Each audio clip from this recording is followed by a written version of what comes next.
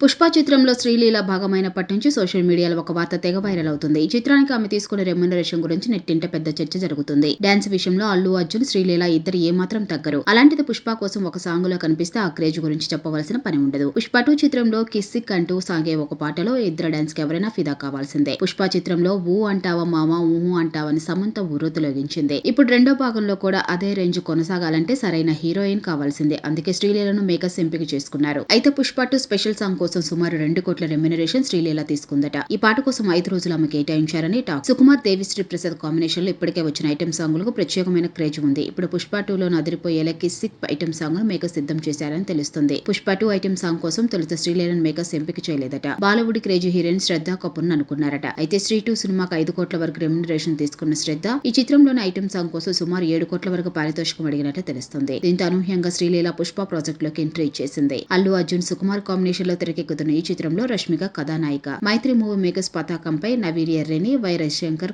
సంయుక్తంగా నడిపిస్తున్నారు. డిసెంబర్ 5 చిత్రం విడుదల కానున్న సంగతి తెలిసిందే.